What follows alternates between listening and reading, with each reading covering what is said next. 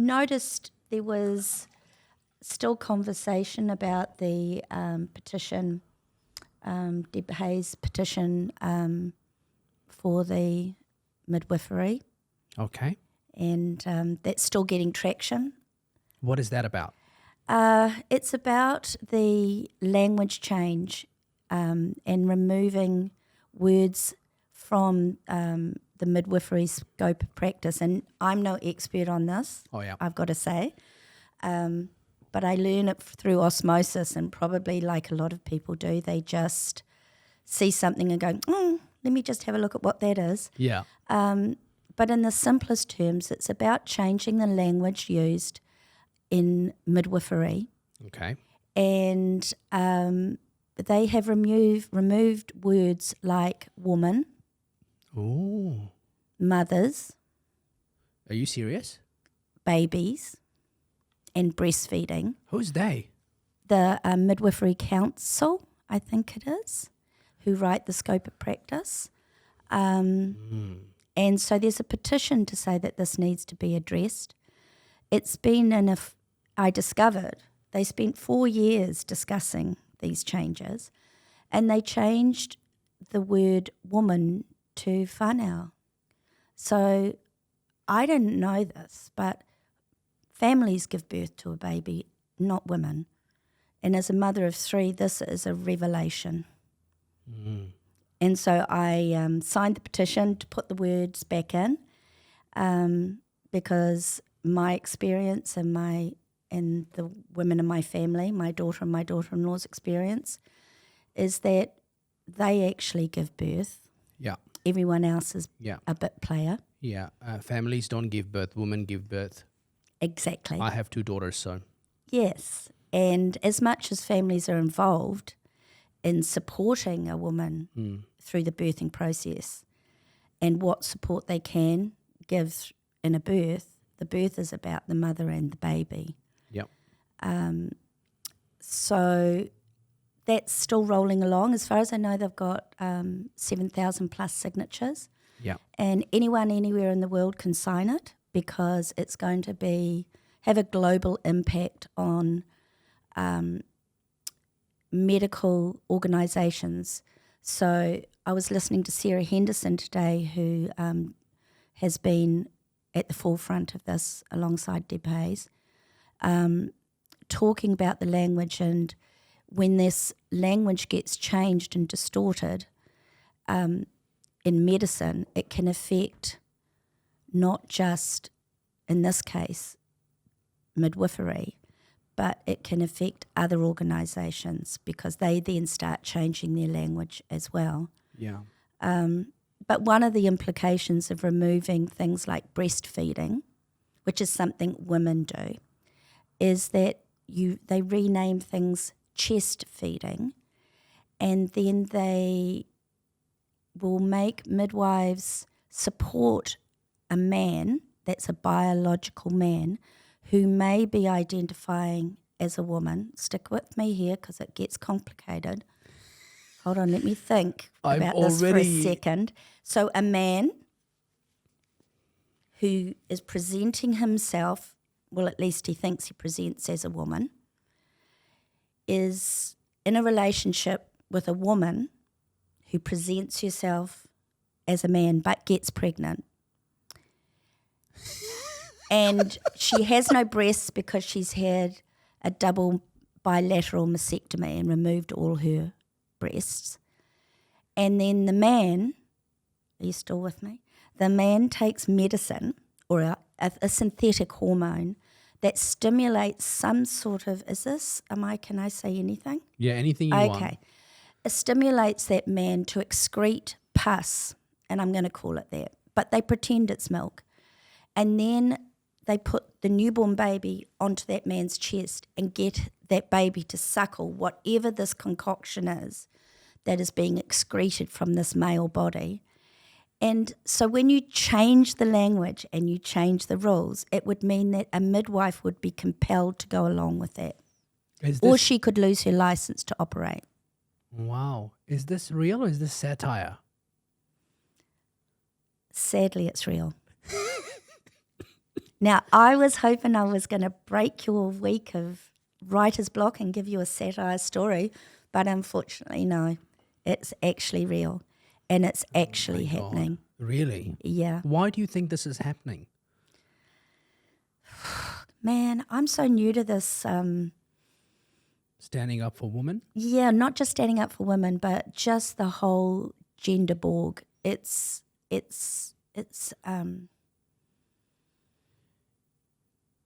a whole lot of fuckery, mate. Every time I hear another story, I have to go make myself a cup of tea and have a little sit down, because that's my tonic. Yeah. And why is it happening? It's that idea. Now, I'm a well grown up person, and even back when I was being a birthing person, that would be a mother. Yeah. There was, this whole idea that some men, not all men, were very envious of the role, women breastfeeding, giving birth, that whole connection that only a mother can have with its child, is quite unique. Well, it's very unique and it's extraordinarily special. And it started out with, you see it a lot in sitcoms and things where a man would go, oh, look, I'll give the baby a bottle, so that I can connect with the baby, rather than you breastfeeding. And I think it's kind of evolved from there, but it's got caught in this gender borg, and there are AGPs, there are men pretending to be women, and it's part of it. You start with the underwear and you end up chest feeding a baby. I don't know how that gets to that point, but it's all kinds of wrong. So this is this real? Yes. And this is practiced by Ministry of Health? Well, I don't know if it's happening here in New Zealand. It is certainly happening in the NHS in the UK. Right. There's some very high-profile people who video themselves doing this. And there is this, there was something that just came out, and I saw it on Twitter, and excuse me, I can't reference it right now. And they have said that there is nothing wrong with this excreted Pus that comes out of these male chests. And kids and babies are drinking it? Yes. Or they're going, yuck, what the hell is this? Well, I mean, if I'm not sitting in the room, I can't call it, can I? Yeah. But the videos certainly look, the men doing it are saying that the baby is taking the fluid that is coming from their chests. Yeah. And if anybody of any medical authority is trying to say that this equates with breast milk, it's just as good, then obviously someone's doing it. I'm not seeing it. I think I'd vomit in my mouth if I saw it. Yeah. I think it's the most vile one of the most vile pieces of child abuse that I could ever, I struggle to conceptualize it. Like you, I'm just hoping it's satire. Sadly, I keep seeing the videos because they're so proud of themselves. They video themselves doing it. Wow. And they put themselves up on social media platforms. And is there any research on the kids who are having this pus? And then what's the sort of, is there any research on their health? And well, it's early days, so that's the problem. Let's not do research on things. Let's not do that. What a silly idea.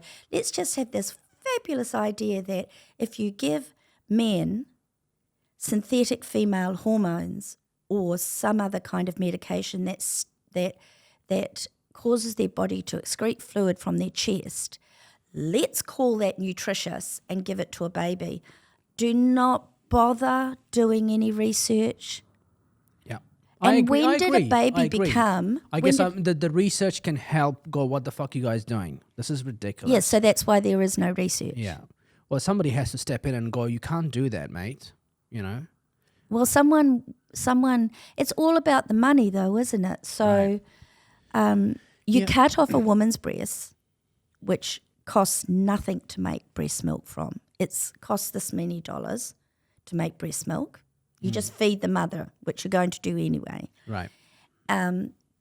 But when you do this with a man, then the drug companies are making money out of this. Not only are they making money giving them female hormones, It's a trend. and then they make money because they get, when you take the female hormones, you take them forever. Otherwise, you're a man. Oh, that's right. You were a man. You are a man. You went to bed. You woke up. No one's fault. So there's money in it. And so normally researchers, well, I don't know what normal is anymore when it comes to research. I'm a bit baffled by that. Maybe you've got more insights into that. But it is I wish it was satire.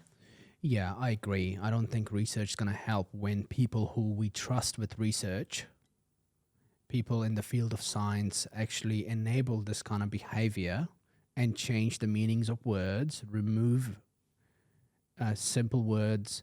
I mean, that's the whole issue that I have with where everything is going, is somehow society has been able to change the meaning of words. Woke used to be not what woke is today, right? So there's a whole list of meanings we are changing, and I'm with that.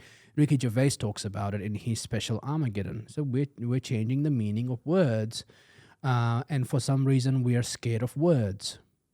Mm-hmm. And so it's adding a lot of confusion as you explained it. You have a male that's transitioning into a female. You have a female that's transitioning into male, and they're in a relationship and they're switching the roles, and they're having the female that's going into a male is having some drugs, which is creating this pus from their nipples, male nipples, and then it's just gone way too far. It's very perplexing and confusing, and when you're not if you're not even touched by any of this, and there are people out there who still, still kind of go, I don't see what your problem is. All right. I don't see what your problem is. Just be kind.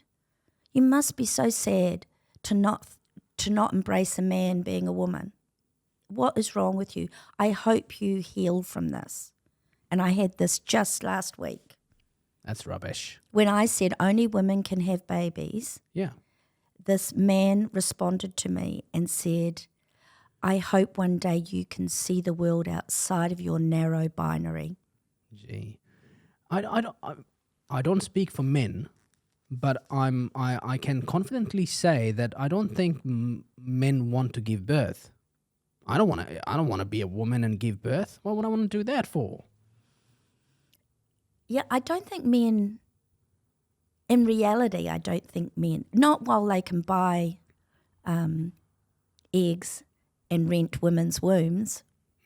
And that's true. Why would they go through that? I mean, there are women out there, high profile, Hollywood type women who rent a womb. Yeah, they do. Because, oh gosh, it was so hard last time. But my 4 children aren't enough, and I want another 2 so that I look amazing. And there's this wonderful woman who's going to just carry my baby. And then I will just kick her to touch and find another one for my next baby. And then I'll just look fabulous in those baby photos we take because I wasn't fat and blown up and, all those things. Yeah. The tragedy is that birth is such a powerful thing and it's such a wonderful thing. And the mother-baby bond, even when it takes a little while, and some women it does because of the births are difficult and there are other things at play, this making children into commodity to be bought and sold by whoever feels like they want to be a parent. So no, to get back to it, men definitely. I've given birth 3 times at home with my husband present, And I can 100% assure you that he didn't say, no, look, if there was a way, I'd do that for you. Those words never passed his lips. He said, wow, that was amazing. Yeah. You are phenomenal. Yeah. But he never said, man, that's so good. I want in on that. Yeah. I'd like to say that I understand it to some extent because my mother has given birth 13 times. Whoa. 13. She's lost 2 kids from that process. Just early sickness, and I'm number 7 in the mix, and she's raised all of us with that mother-child bond, which is just an unlimited source of energy between the child and the mother. That's what I understand the role of a mother and the value of a mother, and I am in the same mindset as your husband. Is when my ex-wife gave birth to my children, that's exactly what my thoughts. Wow, you're amazing. You just gave birth. You just, created this life. And she had the most amazing pregnancies as well. Just, there was a positive impact to her body, and all that energy coming back home. It's just beautiful memories that I have of my 3 kids being born. The 3rd one I caught myself because the midwife did not make it on time. I didn't do a good enough job because it was kind of you kind of have to make sure the blood doesn't go in their nose. There's a trick to it, trust me. So it was pretty special because it was just me and her and the baby. So by the time the midwife showed up, it's like, oh, there's a baby. Okay, sweet. All right, let's get on with it. It's pretty special. Woman giving birth and woman carrying baby, and a man playing the role of a man. It's very clear in my mind. And in mine. Yeah.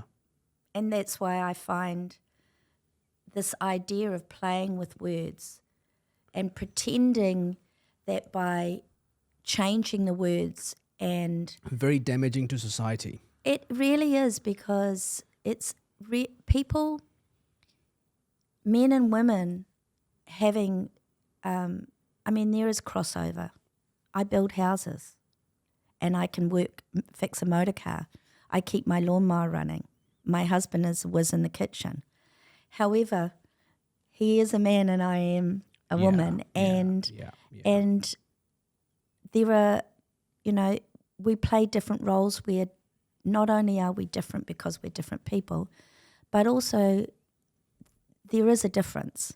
There's a difference in many ways. I have 2 sons and a daughter and 5 grandchildren, which is a little combination of boys and girls. Yeah. And how they do things, each of them is different, but it's not like we try and be binary. We kind of are. And there's this blurring of the lines is, to me, always feels quite theatrical. It's like we don't just want to be ordinary, we want to be different. And then if we can't figure out that we're actually different just being ourselves, because there's no 2 of us, then we try, I feel like society now, and this kind of evolution with the queer theory and the non-binary people, and oh my gosh, let's go to the whole rest of the alphabet, is blurring the lines to try and be special. You can't just be an effeminate gay man anymore. You need to be a trans woman. Yeah. I am fine with crossovers. I have seen that happen many, many times, and I've been part of crossovers, and that's great. But I think where it's kind of gone a bit too far, it's all because of a mental illness. I think what we are seeing happening now with queer and trans people and all of this stuff that you're talking about, the pus and the everything that a man is doing to be a woman, I think that it has to be a mental illness. I think that's all it is. And society is enabling it by celebrating the likes of Shani Lal to be the Young New Zealander of the Year. And take a deep breath. A small internal conversation with myself. Exactly. Yes. Or the Young Terrorist of the year, which was my satire story, by the way, to do an alternative to what the real news was. But we are enabling that behavior, and we are saying, what we should be saying is, yep, you can have your space, but there are fine line to what your space is. And there are certain things that you can't do, like be a man and give a birth and breastfeed a child. Absolutely not. And you are, yes, you can be a victim, that you have been isolated, but that also comes with psychological damage. So we're not going to let you just run wild, so that there is a woman that comes for speaking to the other woman in a ticketed event, which you were part of, and then all these men that are behaving like women, shoving and pushing everybody left, right, and center. You are in the videos that I've watched from Simon Anderson. That's just absolutely not on. I totally agree. And I was just going to pick up on this idea of telling somebody they can change sex. So if somebody goes, whoever says, I feel like a man if I was a woman, or I feel like a woman if I was a man, to just go, sure, okay, let's just start you on this magic path, and we can change your sex, because then they're lying to them, because you're only ever going to be another version of your male self that presents in your mind as a female. But you're quite right. It keeps going. It starts with pronouns and it ends up with chest feeding men. Right? Yeah. And there are people out there young people who call themselves detransitioners because they kind of, I mean, if you first say you transitioned, then you realize that you made a big mistake, and then you start living your life. And if you listen to their stories, they are broken humans, and if they are very, very lucky, they might be able to pull their little bodies back together again and go on and be okay. But for most of them, their bodies are damaged permanently in one way or another. And it's, it's really, their testimonies are heartbreaking, and it could have just been avoided if you just left these children alone. And, maybe they were just little gay boys and that grew up to be gay young men, that grew up to be fully fledged gay men. And sometimes they wear their makeup better than me and do wonderful wigs and all the rest of it. And then they take that makeup off and they wander around as men. They don't have to possess women's skin to feel okay. It's a mental illness. It's interesting that you brought up Let Women Speak, because I was actually watching Simon's latest footage in Freiburg Square, and there was a man in his face saying, really vile. Yep. I was like, I had to switch it off, because I was just... Simon did really well to not get involved in that conversation. He's so calm. He was on the show, Simon. and he was so beautiful, like just chilled and calm. And I would have lost it, I think, because I mean, there's one thing that you feel someone's impeding your space. There's another thing to attack them in a vile way. If you think you're trans and you feel like others attack you, and you're behaving the same way, or even more worse. Oh, that was... So for anyone who hasn't seen it, it's well worth at least a short look at, because the language is pretty horrendous. It's got 85,000 views on X. Yeah. My observation, and I actually mentioned it to Simon the other day, is after I'd watched a little bit of it, I thought that man was a representation. So if you took that man and multiplied him by 2,000 between 2,000 and 5,000 people that turned up in Albert Park last March the 25th for that Let Women Speak event. If you took that man and you imagined that when I was standing inside that fence, the circle on the outside of that fence was shoulder to shoulder, deep, all the way back between the rotunda and the fountain, full of men like that, shouting things like that. And then imagine how that feels. Because you've just said to me, oh, Simon was so calm and he was great and everything else. That was one man on one man with space around, other people watching. He didn't have a gang with him. And all he had is handmaiden. So we had those handler type women on the other side of the fence, the woman in her floral maxi dress that was busy calling the police or whatever else she was doing. But for me, I found it, I just kind of looked at it and I thought it was almost like you just blurred out everybody else and you just had this one person. So you could have picked him up and put him in that crowd and he would have just blended in, you wouldn't have noticed him. And the sort of things he was saying to Simon, there were people there saying those sort of things. They said those things to my husband, who was there that day. He's only told me a few of the things because we don't really talk about what was said to our faces on that day. It was really that bad. But, like Simon, my husband did not react even when people were like in his face spitting and pushing and everything. And like Simon, he's a good man. So in Simon's case, Simon is doing nothing more than being a citizen journalist. And ironically, there were probably more people outside watching Simon film what was happening out there than there were inside the auditorium. Because that's my impression. Yeah.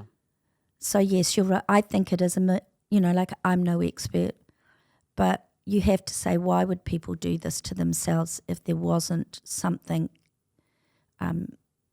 mentally unhinged somewhere along the line? People don't chop off their body parts when they're 100% sane. They don't. They don't skin their arms to create a fake penis and stitch it onto their belly. Does a fake penis work? No. I'll save you going down that rabbit hole. I took one for the team there. Now. No, don't.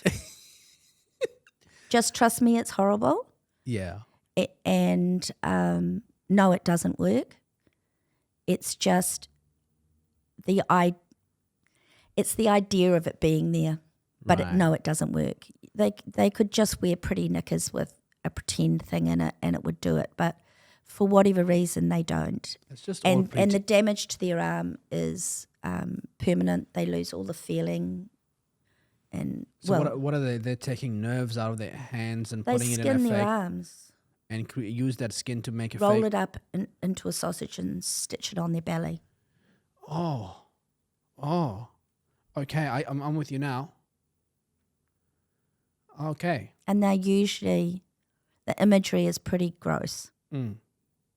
As in, I wished I'd never seen that. Yeah. Yeah, pass. Yeah. Yeah, I'm not watching that. No, don't. Just trust those people that tell you it's like that it's like that. Just take it on faith. Oh, I've only accidentally seen some of the imagery simply because somebody didn't blur the image on X or something. Right. And I'm just like, ah. And then I go in and splash my eyes out with water, Yeah, just delete the memory. Yes, but those people wake up every morning and look at themselves like that and go to bed every night looking at themselves like that. Oh, my God. And the surgery is long and painful, and oftentimes it goes rotten and falls off. It was probably too much information. I don't even think I can drink my tea after saying that. Yeah. Yeah. So I feel better about my penis now. Yeah, well, like, I'm no expert on this, but the imagery I saw looked a long way from any kind of penis I've seen on any kind of mammal. This is, I think. And so it's ugly. And it costs a lot of money.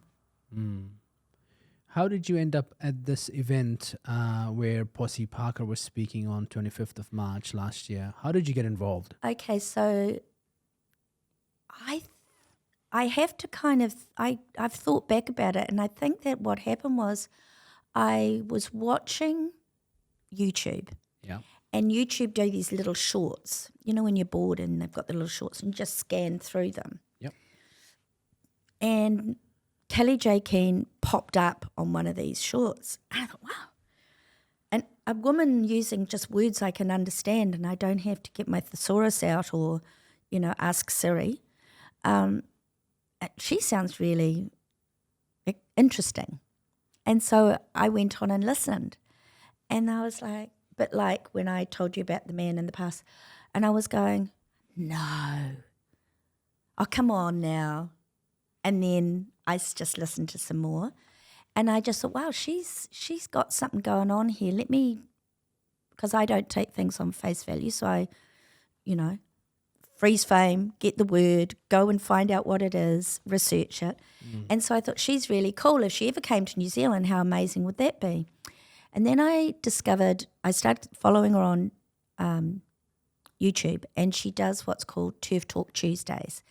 And they're on YouTube, and they're based in the UK, so UK time. And people can ring in and say, hey, Kelly, and tell them stories. And in one of those, she announced that she was going to be coming to Australia and New Zealand. And I thought, wow, how amazing. This is awesome. And so I couldn't find any fault in anything she was saying. I just thought, men are men, women are women, okay. I think I'm on board with that.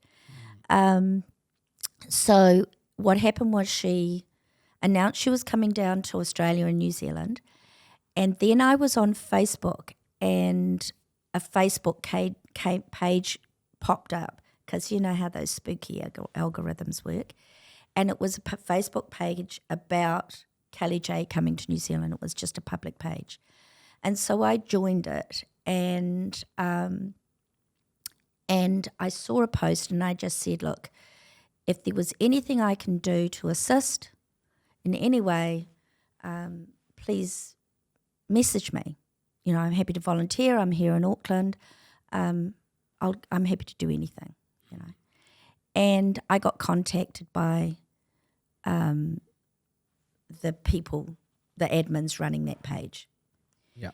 And then they said, well, can you get someone to vouch for you? I'm like, okay, only my children? Yeah. They can vouch for me. I'm like, I work for myself. No, just my children. Yeah. And so I guess that's not what you're searching for. So then I had a messenger call from two of the women in this organisation who vetted me. So they had a conversation with me and decided I was not a troll. And at that stage I didn't even know what a troll was, but I thought they were creatures in nursery rhymes that lived under bridges. So I didn't know what a troll was, but luckily I wasn't one of those. So I was quite pleased about that. And so in that conversation, they said, oh, are you any good at sewing? And I said, oh, yeah, I'm happy to sew. And they said, would you be happy to make the banner? And that's how it began. And I said, yep, sure. And then they were looking for volunteers to be marshals or stewards, as they call them in the UK. Yeah. And so I said, look, I'm happy to be a marshal. I have no idea what that is, but I'm all on board with that. Like I'm going to be there. So if I can be useful while I'm there, all good. And then there was they said that there was a woman in Wellington who was going to come up and be the head marshal. They asked for head marshals And I said, look, I'm happy to do it if no one else will step forward. I don't really understand what the role is, but I'm assuming I'll be told. And then they came back and said, no, it's okay. Someone's doing the head marshal. And I said, well, that's fine. Anyway, long story short, it all evolved and the person didn't come from Wellington. And so everyone stepped back and I was still stepping forward. And I became the head marshal. Right. And then when they were filling in paperwork for the event, someone had to be written in as police liaison. And in the UK, generally the head marshal of the Let Women Speak events is also the police liaison. So I was asked would I be happy to do that role. And again, I just said, sure, how hard can that be? Like that. Yeah. And that's how it began. Wow. And what was your experience at that event? Obviously, I know the build up to it from a media perspective, but you being the head marshal, the police liaison, what was going on in terms of just before the event? Tell me in the week before the in event. the week before, the days before, what was going on in terms of your involvement with the police, your other colleagues in terms of media? What was going on from your perspective? To be clear, there was a core organising committee for this event and I wasn't on that core. Okay. So, and nobody in that core, I didn't know who those people were. I knew of the existence of a core, but I didn't know who the people were. Right. I knew one person. I knew by the time the event started, I had 3 names that I was familiar with, and one of those names I had met briefly. So you were the head marshal and the police liaison, and you were not in the committee that was organising the event? Correct. Okay. Um, And do you think that was wrong?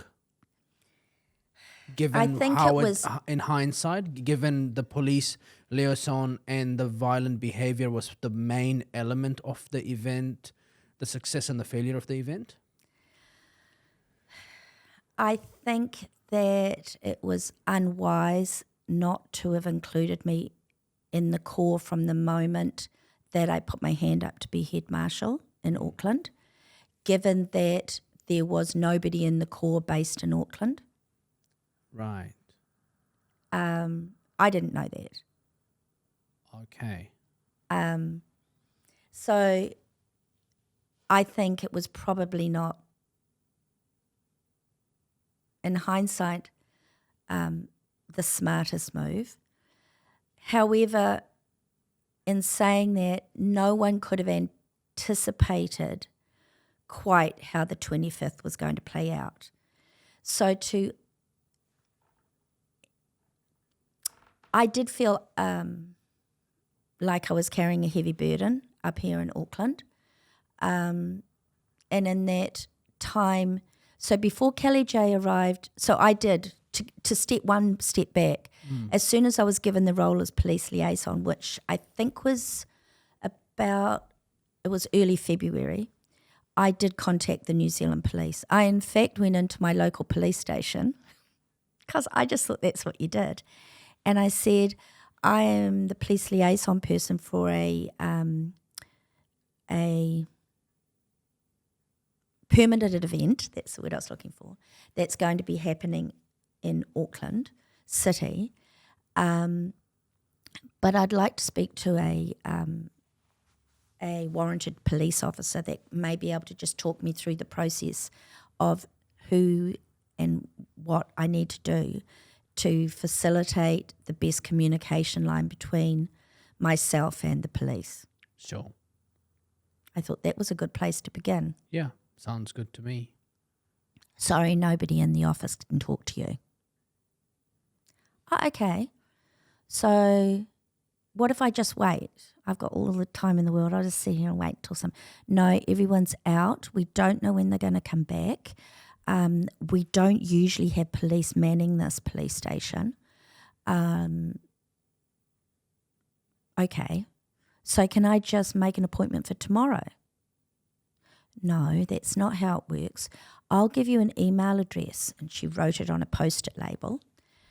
She did pull up the event, which was in the system, Right. and had been logged with the police because I had a log number, which I gave her. Yeah. So ultimately, I had to send an email to this police officer who came back to me and said, "Why are you speaking to me?" And I said, "Because I was..." Anyway, I said, "This is a question I ask myself too. Because you were out in Pukekohe and the event is in Auckland Central, yet when I rang the Auckland police number, you know, your general number you ring when it's not 111, there's a number you ring. They said, just go into any police station and you can talk to anyone. You know, you're in Pukekohe, that's still Auckland." And he said, no, I'll send your email, I'll send your request on to Auckland Central. So I said, well, that's great. Can you just email back our conversation in the briefest terms, because it was a phone call, just email me back and confirm that we've spoken and that you're forwarding this on, which he did. So this was quite early on in the piece. Kelly J's still in the UK, not arrived in Australia, and it still feels like we're, you know, there's nothing to report here. Yeah. And so I was liaising. That's what I thought. So then I did get a call from a senior sergeant out of Auckland Central, and we had quite a long phone conversation about the event. Mm-hmm. And I said, well, I appreciate that you might not understand how these Let Women Speak events go, but when they step out of the boundaries of the UK, they get a little bit messy, and it probably would be really a good idea, not that I want to tell you how to do your job, to go onto YouTube, look them up and see what happened when she went to the United States last year, which was 2022. Right. And he said, oh, but America's not like New Zealand. They're a little crazy over there. And he kind of just dismissed it. And I said, no, well, seriously, it's the same thinking. It's not just an American thing, and I really think that it's worthwhile looking at. Yeah. He said, sure, okay. And he said, plus we have this full-on intel department, which I was super impressed by. He said, we have a whole department that monitors chatter on social media and all of these areas, and this event will pop it in that system. And so we will be monitoring if the situation changes, and I will report back to you if any of our anything comes through chatter that would trigger us being concerned about your event. Mm. So I got on to making my banner. Yeah. And printing posters and organising somewhere for the marshals to go after the event to have a little bit of food and drink. Yeah. And going to the checking out the venue. Anyway, Kelly arrives in Australia and it's all kind of going okay, and then it turns into a bit of a shit show. And then Melbourne happens and all hell breaks loose. Suddenly we're all Nazis, and the Nazis turn up in Melbourne, and Kelly J invited them, didn't you know? Because it's the sign of the hoodie. And you may not know what the sign of the hoodie is, but Kelly J was pulling up her zip. She had a hoodie on. She was playing with her zip, and she went like this. Yeah. And so they said that was some sort of signal with your hand. Oh, right. So we jokingly within the organisation call that the sign of the hoodie. Right, okay. So it's not anything at all. She was just a woman fiddling with her zip while she was being recorded. They're just looking for something. Right. So it all went off in Australia, and I thought, I haven't heard anything from the police, and that was on the 20th of March. Right. So I think I better give someone a call, which I did. And I continued having conversations. You know, I said, you really, you know, it's a bit disturbing what's happening in Australia. And then mainstream media was cranking things up all over the place, and the Labour government and the Labour MPs and the Green MPs were doing their gay dance or whatever the hell they were doing, and joining this squawking noise on social media and everywhere else. And then they were, so I was saying, things are getting, I'm just not quite sure. I'm monitoring at my end, but you've got the intel. Is there anything going to happen? Have you seen anything from the people that aren't liking the idea of Kelly J coming here? No, nothing really. Thank you for sending through your information, and our intel department are following through on that, etc., etc. So then that week before the 25th of March, between the 20th and the 25th, turned into, I was running Zoom meetings for my marshals every Wednesday for an hour. I had written a New Zealand version of the safety plan that was sent from the UK. I had organised a whole pile of things in that week that were things that had to be done at the end of that week. I'd gone in to Albert Park twice. I went in to check that there was power on the bank, on the rotunda for the sound system, and made myself known to the people that run the park. They work in the caretaker's cottage at the park, at the Princess Entrance, and had a very good conversation with that person about what we were doing. I showed him my plans that were the consented plans. He knew all about them. And then I I'm not sure if I got all my chronological here, but anyway, I rang all the people on the list. I spoke to police, people at council, in different roles. But one of the things I was doing was trying to figure out how to stop these bullhorns being used, because I'd seen them in Australia. They'd been used in America. Yep. And they use them, like they get right up in your face with them, and they're very loud and disturbing. So I contacted Auckland City Council noise control in advance of the event. And to cut a long story short, they said if the police are in the park, then noise control won't come unless the police call them. Okay. So if Joe Blogg's public call noise control about the excess noise in the park, noise control will not come if the police are already in the park. Right. So then I rang to the police, my contact at the police that I'd been liaising with, and had this conversation. And he said, no, if we see someone using those noise as a weapon, we will confiscate it. Guarantee you we won't allow what happened over in Australia. We're much better than them.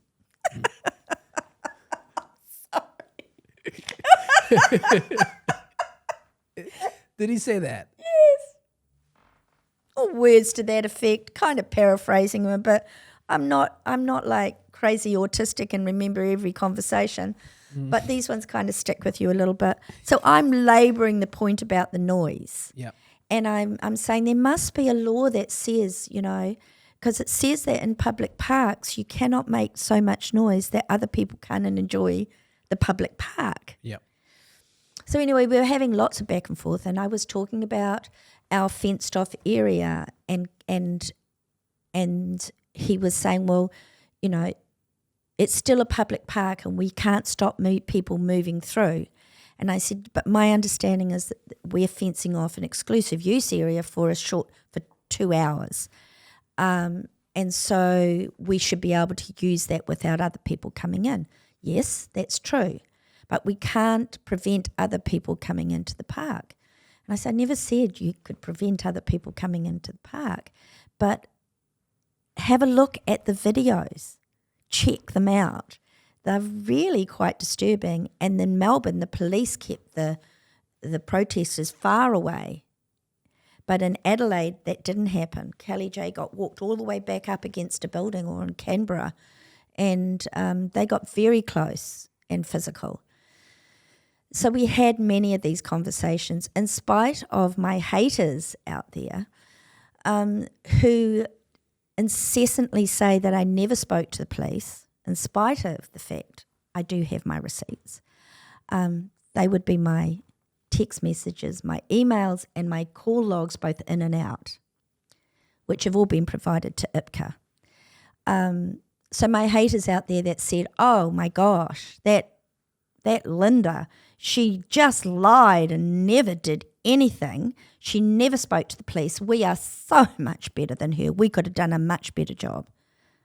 Kill story. Because there was nothing to indicate the police weren't listening to me and that they weren't going to come in and monitor the part of the park, which was, there was a no man's land area that the women weren't standing in. The fence was just to create a non-touching zone, if that makes sense. Yep. So that no one could reach over and touch somebody, the women listening. That was really all it was for. So I'd put a rope around to keep the women, to show the women, stay inside this rope, face forward, ignore these people.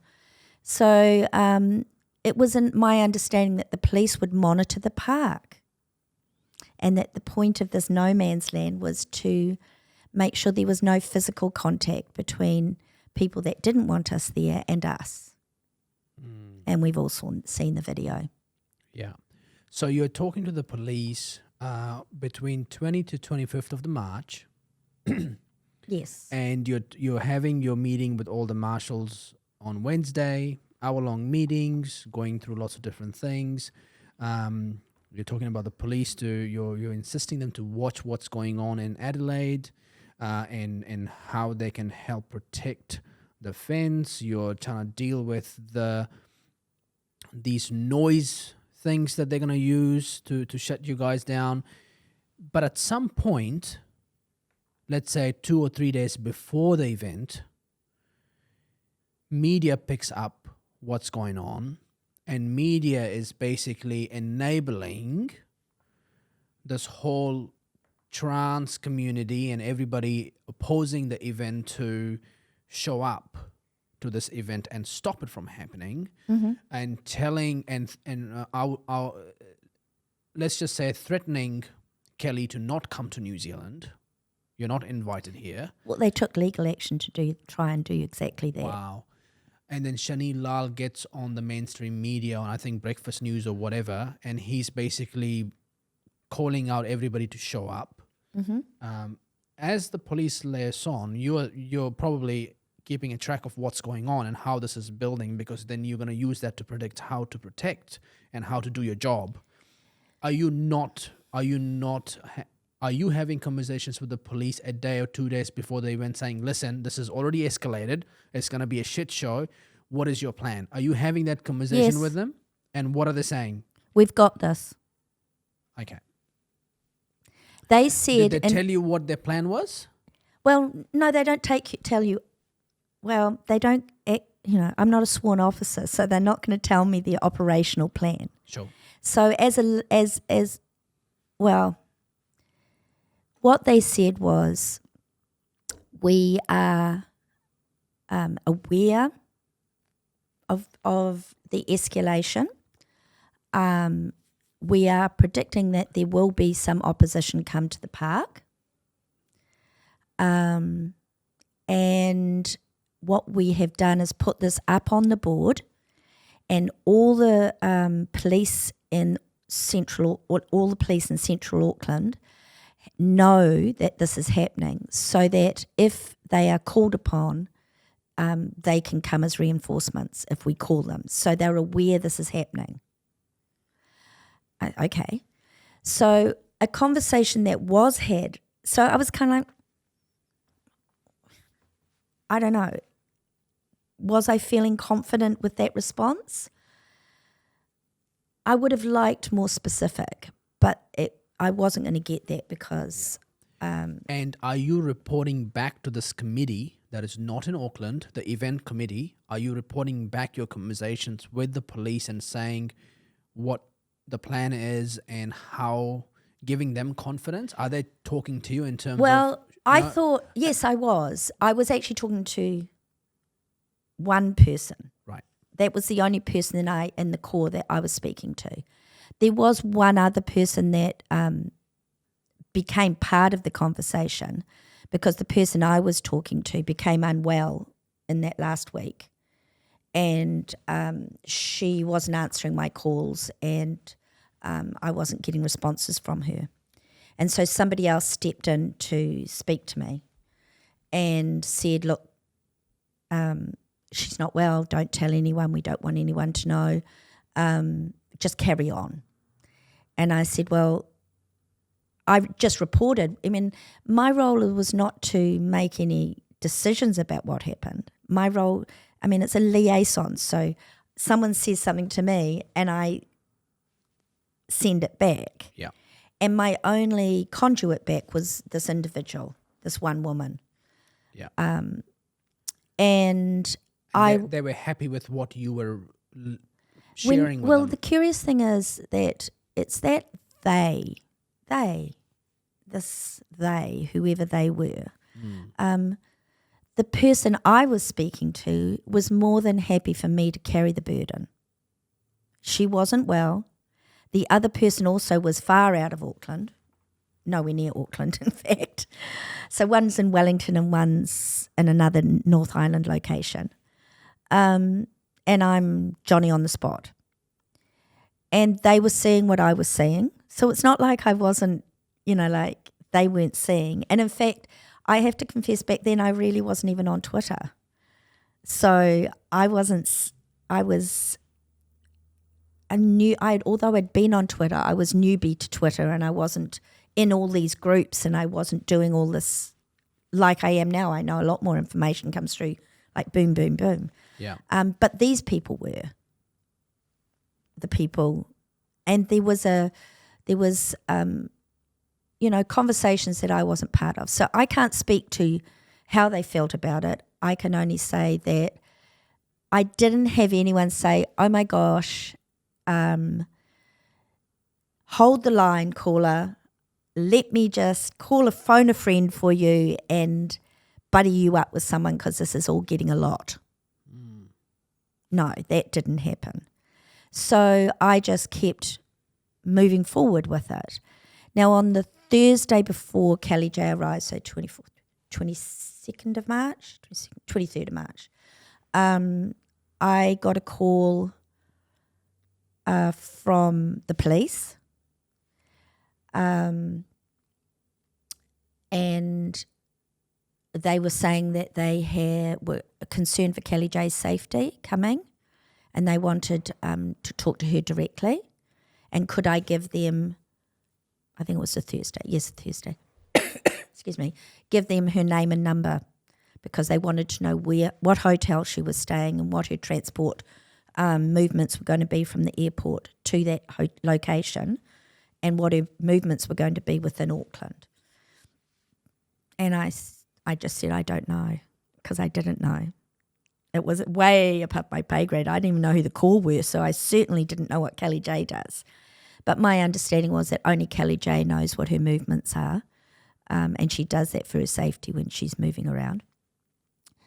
So I said, look, I'll send your email through. I already had it, but I did it in a text message. So I said, text me your email. I'll just quickly forward that and share your phone number.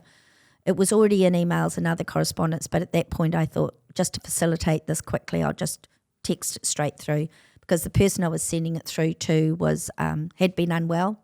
So I thought, and I said, it'll be for her to decide whoever she's talking to, whether Kelly J will speak to you directly. And then I rang the other person who had stepped in, and I said to her, look, I'm just not feeling this whole police concern for Kelly J. I don't know why, and I should trust the police. But with everything that's going on, I'm just not feeling it. I'm not feeling it. So I personally wouldn't give the police that information, but it's above my pay grade. As it's turned out, Kelly Kelly J did have a direct conversation with the police and shared her hotel and her movements and everything else. I didn't know this at all. So I just carried on. I was back in Albert Park on the Friday, and I was confronted by some trans activists, which was interesting because they were putting these posters all over Albert Park. But I'd gone there to meet our sound man, but I'd had a phone call at Victoria Street car park from a new police officer that I had no contact with, introducing himself and telling me what his role was going to be, and arranging to meet me at the Rotunda at 8:30 the following morning. And he was going to bring coffee. And everything's under control, and we've got plenty of police on the job. And my role there, not mine, his, was to make sure that no one gets hurt, to monitor things and nip them in the bud and blah, blah, blah. I said, well, that's amazing. I can report that back, that there's this new police officer, which I did. So on that Friday, the member of the Corps that was, the two members of the Corps were coming to Auckland. One was driving, the other was flying. She didn't actually turn up in Auckland until 10:25 that evening. I had tried to persuade them to come up on the Thursday so that we could walk around Albert Park together, that everything that was on paper felt right when they were in the park themselves in situ. I had a little bit of a concern about a circular location. And after the day before, on the Friday, or it was the same day, wasn't it? But on that Friday, being confronted by these posters telling me I was a Nazi, and it was all instructions of how to turn up on that day and bring your noise and all the rest of it. I contacted the police officer that had rung me, because after he rung me, I said, can you text me your name and phone number, because I wasn't expecting this call. You've caught me on the hop and I need to know who you are.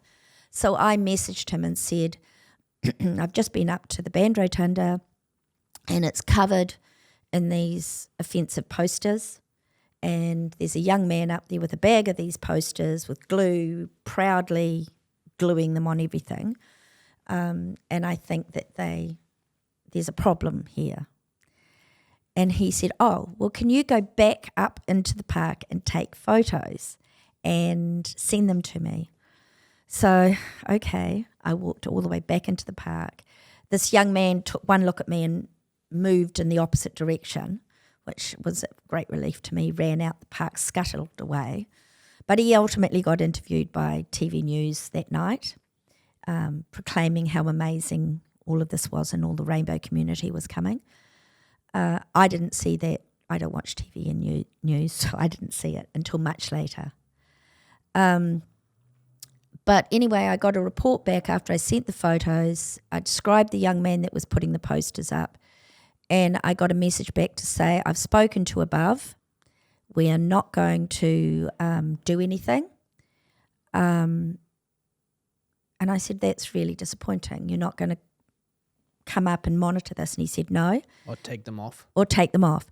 So I jumped in my car, I drove home, and I immediately rang Auckland City Council. I immediately went on to the Auckland City Council graffiti website portal. I uploaded the photos on there and reported the posters to them. Ironically, I met the men that had been up all night scraping the posters off, only for them to be back on again that morning. And they were the people that actually dropped the bollards, because the council worker that was supposed to be there on that Saturday morning was a no-show. And when I turned up, the truck was going in to do the rubbish, and he dropped the bollards. And I said, oh my gosh, the posters are still on there. And he said, we've been ripping them down all over the place. We can't keep up. They just keep going back up again. And then I parked inside So I was reporting back the whole time. I mean, granted, there wasn't a huge amount to report. It was over the few days. It was really just some real positive feedback. Of course, we've all seen, those of us who've been paying attention anyway, the massive OIA, of which I'm in, and I'm quite happy to out myself. Every conversation and phone call that I'm in that OIA, I'm redacted, but it's me. I know.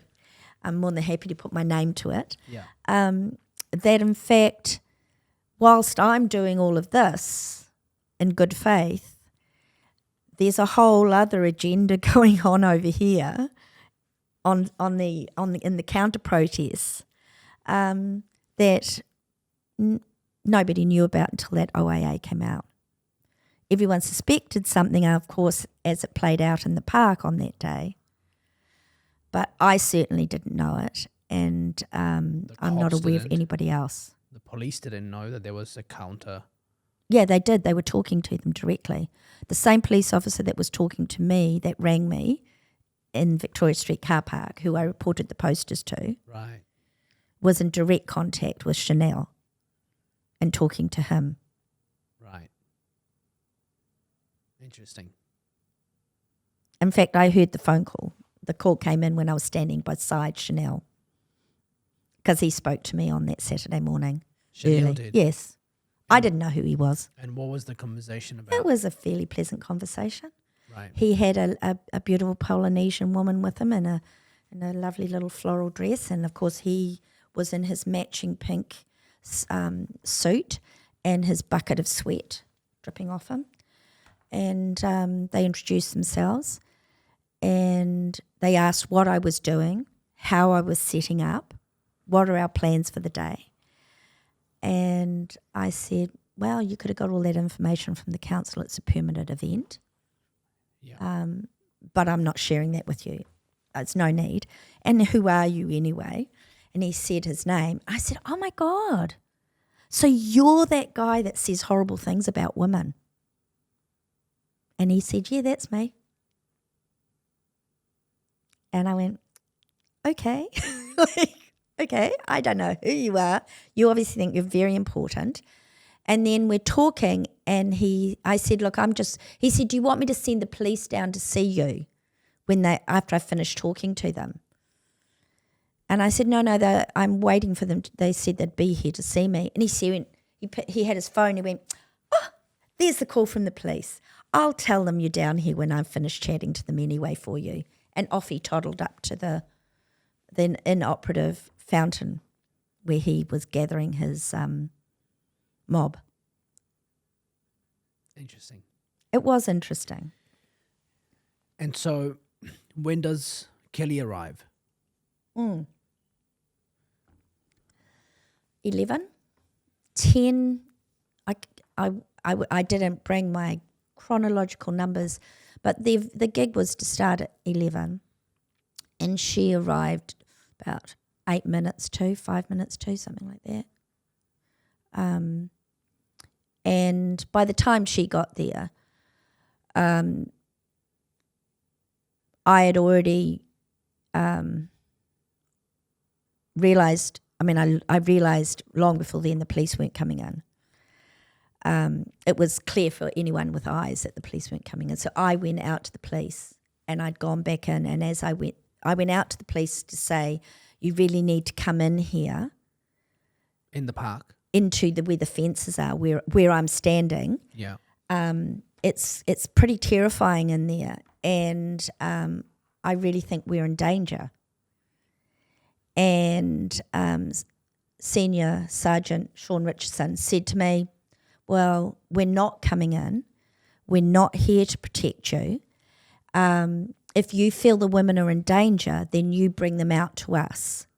And I went, well, I just don't think I can bring them out. I said, I can't bring them out. We're completely surrounded. The whole rotunda is surrounded by bodies who just are waiting to pounce. And so I ran back in, and as I ran back in, I was trying to assess this instruction of bringing the women out. And I just couldn't, I was thinking it through in my head. You know how you do when you sort of like, okay, right, bring the women out. I have no idea how to do that safely. And how many women attended this event? It was about 150. There were men there too, so there might have been a few more than that. There might have been, by the time that happened, there were other people in there. So there might have been 200 people inside that circle. Right. So the cops are telling you to take them out of that area. Yeah, lead them out like the Pied But it's Piper. your permanent event. You're there for a permanent event, and they should be protecting the fence that you have set up for your permitted event. Indeed. I was quite kind of like in shock. But before I could do anything, it was almost like within moments. It's all happening. There's a person jumps over, this man dressed like a mermaid, and runs through. And I kind of shuttle him out, and he thinks he's fabulous. There's a few things running through. And then I was just sort of over to the left-hand side of my circle, because I'm in the outer circle pretty much on my own. Yeah. And I'm sort of moving around. And as I move around, someone shouts, Linda, a fence. So I move forward to sort of shuffle this person out. And then someone shouts at me, Linda, a fence has gone down, or touches me, sorry, because you couldn't hear, actually. So they must have come up fairly close. And I turn and one of the fences have fallen. So it's not the fence that you see in the dramatic footage. It's a fence on Princess Street side. And it's just knocked over. And it was a relatively easy fence to knock over because it was a section of the fence that we were going to open up for safety purposes, so that if anyone needed to exit. But we were keeping it closed until Kelly J got there. And then we were going to use that as the fire exit. So you had an entrance on one side and another on this side. And that got knocked over. And they stepped forward on it and they were standing on it. And I leaned down and thought, I'll just pick this fence up, right? Yeah. And I just put my mother hat on and said, excuse me, can you just step off the fence? Yeah. Well, yeah, no, fuck off, woman. We're not going to step off the fence. And then they start stepping forward. And then as that happens, it's when that other fence, which has the deranged singlet man who looks like he's on special drugs, smashing, comes through the fence. And that's in front of me on this side. So the fence has come down this side. The fence has come down this side. Kelly J has come in. But I didn't see her come in because I was sort of distracted with the fence. So she had come in behind me. My husband had followed her up. And I didn't see what happened up on the rotunda with the tomato juice or anything like that. I was just dealing with this disaster happening around me. Yeah. And these people were wanting to get Kelly J. Yeah. And I was between these people and Kelly J. The hugeness of me. And I was just standing my ground. But I was being just the sheer physical mass behind me was pushing me forward, even though I felt like I thought I was standing my ground, but I was actually I was just sliding forward. Yeah, there's some videos of you getting really aggressively pushed and shoved by this trans Bane character. Yeah, here's a big guy. He wasn't the only one that pushed and shoved me, but he positioned himself directly behind me, and he had his hands on me pretty much the whole time. It was hard to see from because there was such a humanity around. Yeah. But he had his hands like that in the small of my back. Yeah. And I'm 5'1", and my husband's 6'2", so he's easily as tall as my husband. So I didn't look at him because I had my back. He was behind me. Yeah. And so as this surged forward and I just turned my back on it, and then it comes in from here, it's just everywhere. He stomps on me, on my foot, and he gives me a couple of small shoves, and I'm like, nah, I'm going to stand. Like, he could have moved me without shoving me as hard as he was. I weigh in at about 50 kgs. I'm not a man mountain, a woman mountain. Yeah. But when he pushes me, it is fierce. Like it's a big push. And I go forward and my feet are off the ground because of the size difference. When he pushes, he lifts me. So he pushes and he lifts me, and I kind of get a bit airborne and a bit sort of over there somewhere, close to the rocks at the bottom of the rotunda. And then my husband sort of spins me around. He's right there. I didn't even realise it was him. Like, I'm only sort of seeing it this, and it's just the noise had kind of blurred everything out. And I walked back around. I sort of circled round back into my position because I was determined to hold my ground. No, you are not going to get to Kelly J. I'm holding my ground. And I got pushed again. And the second push there was that I'm aware of because like it becomes a bit blurry, but the second push was equally as hard. And at that point I thought, I just need to go out and get the police. Like, clearly I'm not making an impact on anything here. And they were surging towards the rotunda. So I ran around and back out to Princess Street. And I ran over to the police van. There was police van, and I think it was a second police van, and there was a car, and they were all police in these vehicles. I tap on the windows, excuse me. They're all in the car? In the car. No one's outside? No. No. So I tap on the car and I go, women are getting hurt in here. The fences have come down. We need help. We're in imminent danger. And the police officer sitting in the car like playing a game, I don't know like that. And he's like, well, it's not up to me. You need to speak to the boss. And I said, come on. You need to get out of that van and you need to come in. And then I realised it was pointless talking. So then I ran around, and I ran around where the trees are. So it's towards the toilets, across the front of the workers' cottage. And it's the perimeter of the park almost. You're almost out of the park. Yeah. And I found Sean Richardson again, and he said, we're formulating a plan to come in and get you out. I'm like, what? You need to come in now. I mean, they've probably got me on video. I might not have sounded as polite as I am now. I was begging. I was desperate. I said, oh, for God's sake, you need to get in there. And he said, we're formulating a plan. And there was some more groups of police, like groups of 3 or 4, and they were sort of watching. They could see everything. So I ran around the back of the rotunda, ran around up the art gallery side, up onto the stairs, where there was an elderly lady crushed against the rotunda, and she was trying to get up on the rotunda. She had like those special walking sticks with feet and orthotic shoes on, and I stopped and assisted the other people trying to get her up, thinking sitting her on the rotunda she'll be safe. I stopped, made eye contact with Kelly J, and that's my only. It was a what the hell moment of eye contact. And then I walked around the back of the fence where my banner was hanging on this fence. And in that moment, I thought this fence is going to be a problem. It was a great idea when I thought about it to hang the banner on, but now it's a big-ass problem, and it's my fence. Shit. I better just defend the fence. Yeah.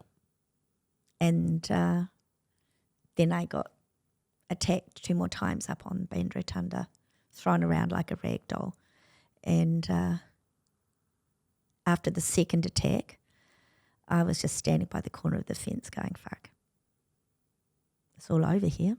Yeah, there's no cops. They're still trying to figure out a plan. Yeah, no cops, no security. All Kelly J's security had left with Kelly J. They left the event? Yes. After she got attacked? They went, gone. Poof.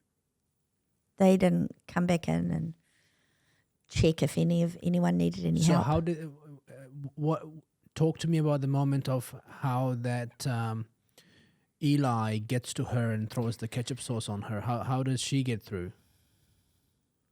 Don't know. That's somebody else's story. I have put some imagery up on Twitter of photos of her setting up him. Yeah. Silly me.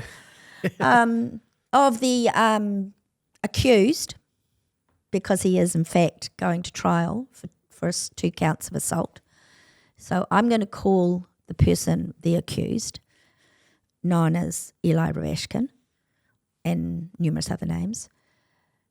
He, dressed in a pink dress, which in of itself was kind of a bit odd because pretty much every other woman that had turned up to the event was wearing activewear or gardening clothes and big sun hats and women, adult human, like the uniform of the day was certainly not a pretty pink dress for the women that had turned up. It wasn't a fashion show. It was a serious day. The interview that was done by Eli, he said that he just sidled up to the women that were giving out the suffragette pins, and nobody twigged he was who he was. And then he positioned himself in front of the rotunda. Then so this is him telling the story. I didn't know any of this because I couldn't see what was happening over there. Yeah. He spoke to the women and said that he had very fair skin and he forgot to bring a sun hat or an umbrella, and would it be okay if he could just shelter up on the rotunda out of the sun? And the woman in charge said, sure, come sit with me, let's exchange recipes. No, I'm sure that's not what she said. But the images kind of, if you were going to put a satirical narrative on it, it just looked like a bit of info sharing between 2 people, one in a pink dress, one dressed in black, whilst I was down in the middle of this quagmire of crazy, no police, and the noise level was so bad that I now suffer from PTSD because of acute PTSD. Yep. So I have to wear noise cancelling things to vacuum or mow my lawns, I've stopped wearing them now. I'm feeling I'm healing, but it's only like in the last 2 months that I haven't had to do that. So that's how that person got up there. Then Kelly J is brought up onto the rotunda. So all that person did was got up out of the seat and walked around and threw the tomato sauce over Kelly J, and then caught the other person because she's quite a big woman and Kelly J is only my size. So caught them both. All of this happened very, very quickly. But the tomato sauce throwing was the signal for the balance of the fences to come down. Right. Because it was almost simultaneous that the sauce went on and then the fences started coming down. It was all on by then. And so that was all planned and coordinated by all these. It was coordinated by Chanel. Yeah. And in fact, I've got screenshots of Chanel's X account with instructions. And it was also coordinated by Auckland Pride. And I've got those screenshots too. I've got better at recording stuff because I've been accused of not doing my job. So right. I've made it my business to see what the opposition was doing. And they brought almost 5,000 people to the park, and I had between 150 and 200. So yes, it was a coordinated thing. Yeah, which is a shame because they obviously have a a well-oiled machine of coordinating events for gay people and the pride and LGBTQ plus for good reasons. So there is space for them. And somehow Chanel was able to use this for the wrong reason, use the network and use the platform, let's call it a platform, which has been built and invested by the community and everybody involved for good reasons about diversity and inclusion for gay people in peaceful way, peaceful existence. And then somehow he's able to use it as a weapon against 5,000 gay people and everybody else involved, the supporters, against 100 women. In a permanent event that is legal, and you come and just attack the event, which is illegal to do, that just seems all wrong to me. It's, you know, I was, it blew me away is what it did. It blew me away because you kind of, even if you don't like what we're saying, it doesn't mean to say that gives you permission to actually smash us over. You know, one woman got punched in her eye, and she had a fractured skull, a fractured eye socket, and she's still not healed from that. Wow. And that went to court, and that person hasn't been sentenced. But he was, yes, I mean, the message was really appalling. And you're quite right, that is the observation that the rainbow community, I'm going to call it the rainbow community, the pride community, you know, I'm not sure what they're proud about. You're right, they've done marches and dances and they have big gay outs like they've just had. And they had marshals there. And one of the saving graces that got me out ultimately at one point, got me in and out those 2 times that I ran out to the police, was that I was wearing a pink high-vis non-marked jacket, which was what they were wearing, their marshals. Right. So I was kind of in disguise. So they were using that to kind of... Well, I didn't know. We were using orange. Yeah. But they were wearing pink. I wore pink so that people knew I was the in charge of the marshals. So I had decided, I spoke to Iris in the UK who runs the stewards, and I said, you know, I'm only 5 foot tall, so I think so people can find me, because none of these women had actually met me other than on Zoom, all the other marshals, I'm going to wear a pink high-vis instead of an orange one, just so people can recognise who I am. So if they want to come and speak to me, they can find me. But the rainbow marshals, of which there were many, were wearing pink high-vis. So when I ran out to Sean Richardson and ran back in, and then when I ran out again when the fences came off and I got back in, that's why they let me through the crowd. Yeah. So Eli attacks Kelly with ketchup sauce. The fences go down.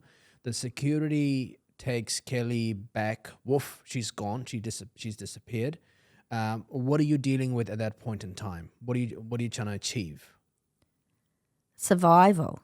Right. Just getting out with the shirt on my back and right. not get hurt any more than I already had. Yeah. And you're still focused on trying to get all these women out. I was isolated up on the rotunda at that point. I didn't know where the women were. Okay. By this point, if you imagine, it had closed right in to the point where the rotunda was also full, and the only space I had was the space I'm standing in. Yeah. That I occupy my body. Yeah. And I am spatially aware that there are good people around me who were on the rotunda. And after the second attack, I think I was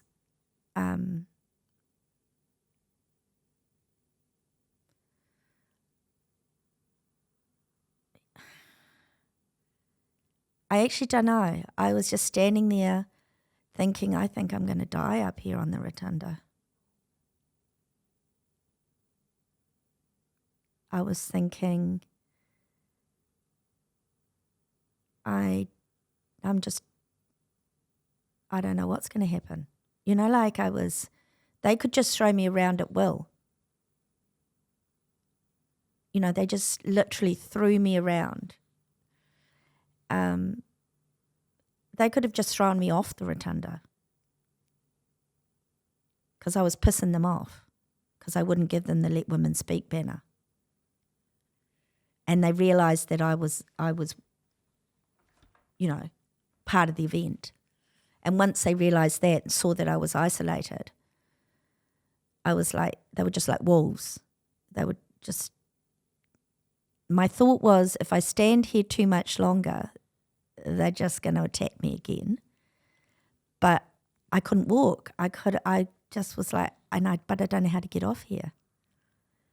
Like, there was that realisation, there's no security, there's still no police, I'm completely surrounded, I can only see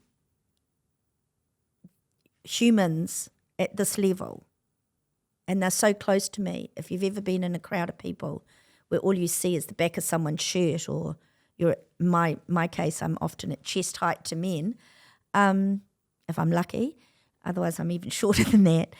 I was just frozen. And in that moment, someone came up on my shoulder and tapped me on the shoulder and said, "Just wait there, Linda, we're going to get you out."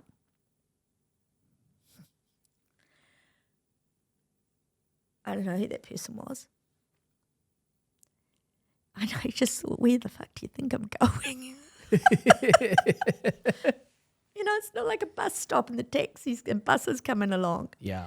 But they had to come right up close because you couldn't hear. Yeah. And the touch was like feather, like an angel touch, like a wings of an angel. A woman's touch. And I was like, I'm going to get out of here. And I'm standing there. And she said, "Stay there. We're not going to leave you behind. We're going to get you out of here." That's what she said. What it turned out to be, it was Helen Hooton and her political group were her men had come with her and she had been recording, and they recognised her. Well, they saw that what I was doing, and one of them had actually already, they had teased me out of the 2 attacks, and they just created a human chain. And they just touched people and they joined in, and I joined in on that, put my head down, and we just walked straight out through this mob of violent cretins and out towards Princess Street. And then it was like, I'm alive. Okay, let me find my husband. I'm okay. And the adrenaline was just running, like, I'm alive, I'm out of here. I went over and found my husband, who was very relieved. I still had my pink high-vis jacket on, of which he said, "Please just take that off," and threw it in the ute. And then I spent the rest of the afternoon watching women being boot marched out of that park and the police doing nothing. Wow. And it was awful.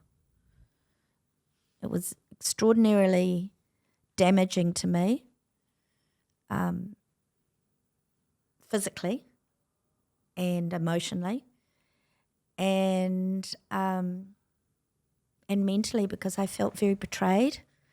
I felt like, why did the police allow Kelly J to even come in the park? Because she walked past the police to get into the park, and only moments before that I had been out there saying it's not safe in here.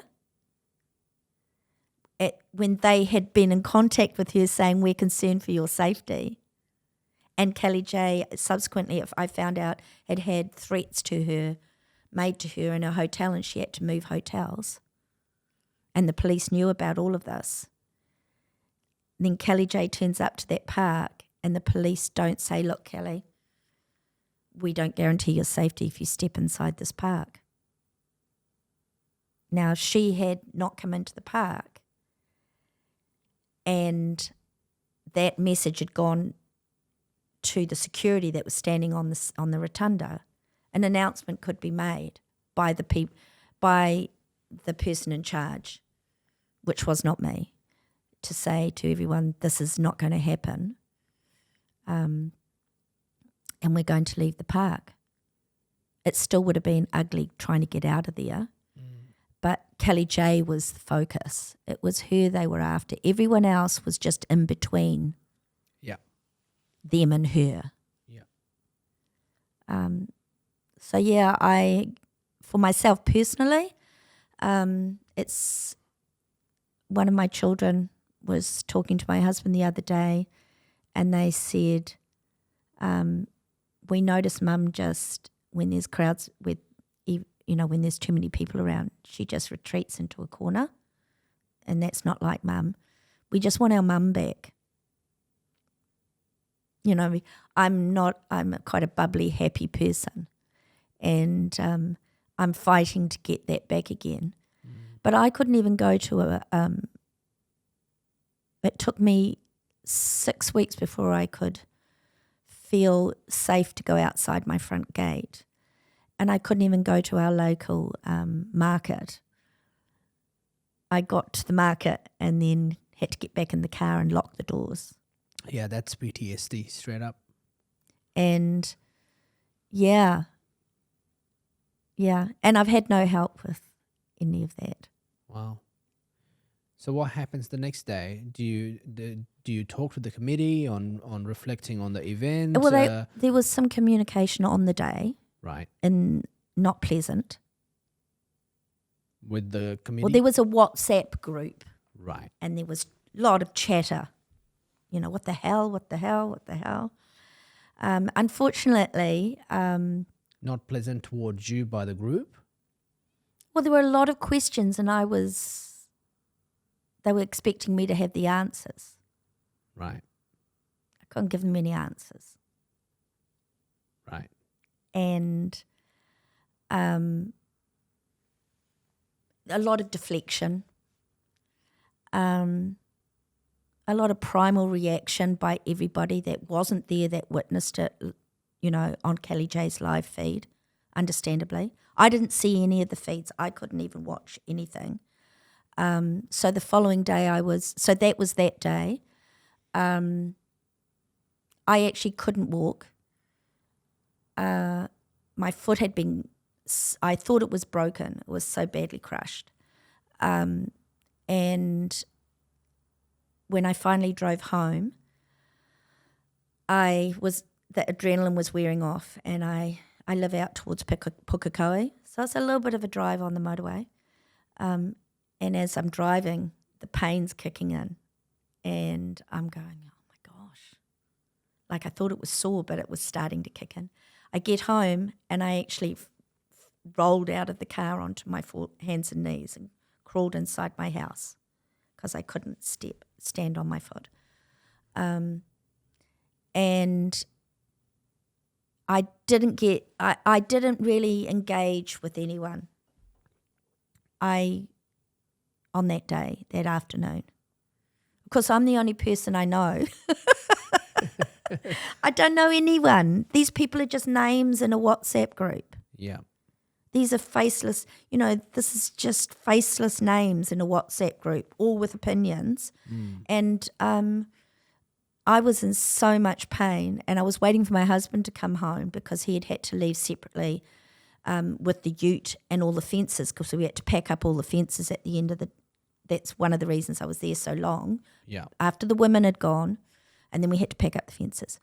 So I was waiting for him to come home because I couldn't actually move any further. I'd managed to get myself up on the couch, and that was where I was. I couldn't move.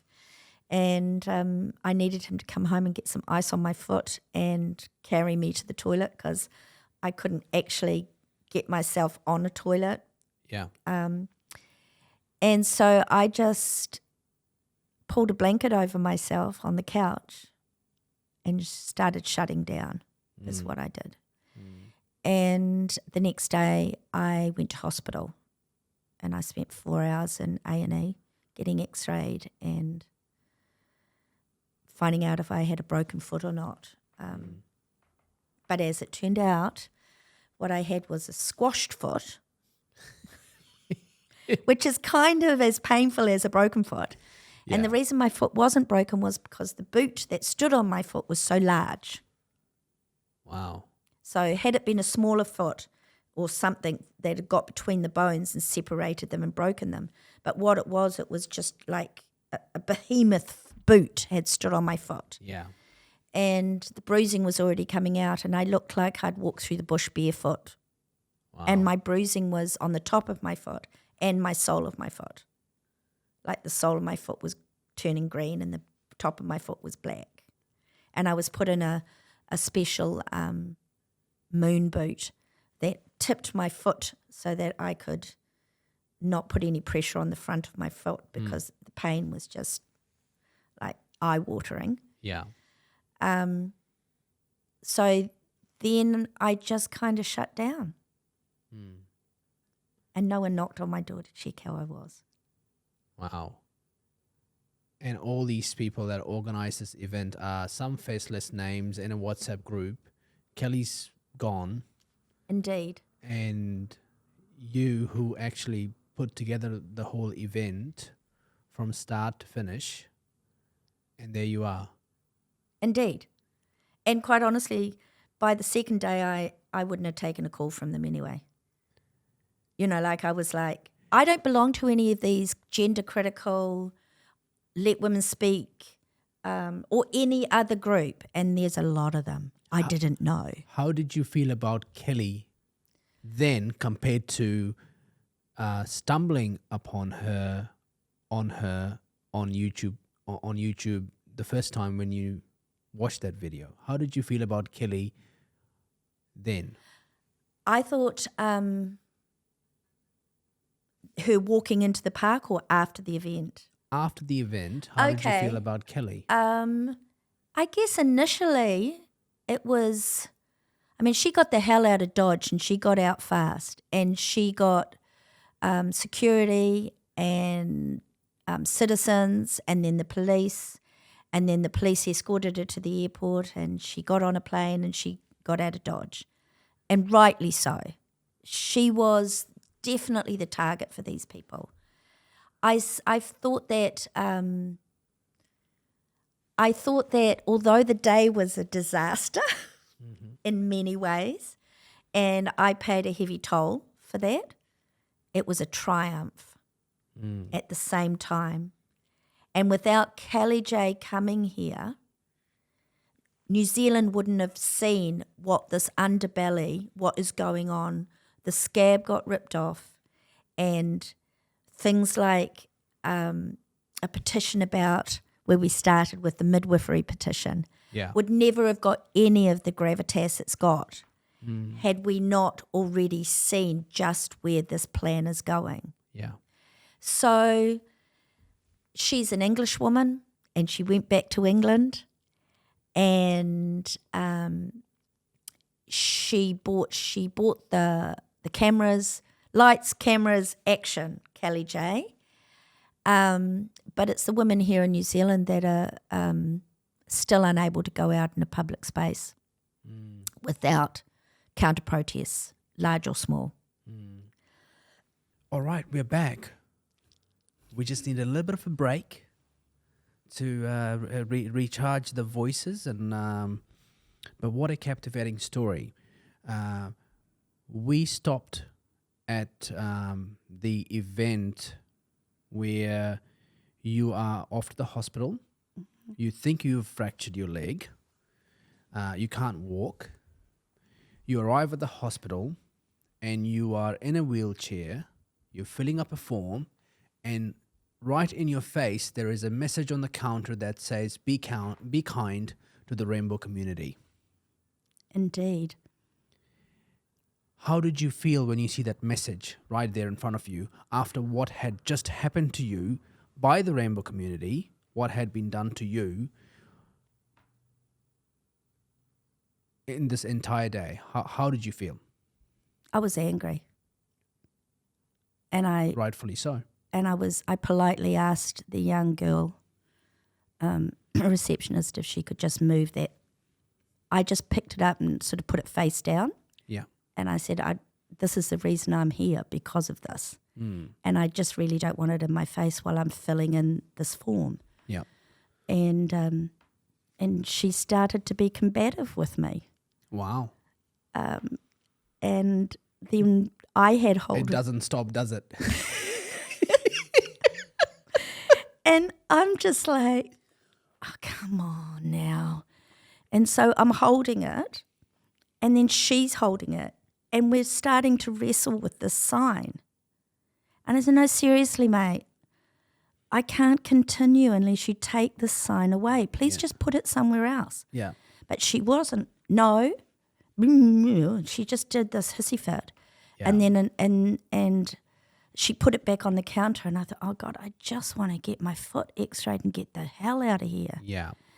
And so I turned my whole body away, and you know how you do when you're hiding your food Yeah. from a sibling or somebody, Yeah. and you're eating. Yeah. So I kind of did that, and I Yeah. started writing, and then I became aware of some movement, and an older woman came over and picked the sign up and moved it, and then I turned back and I carried on writing, and the sign didn't get put back whilst I was in the building. Wow.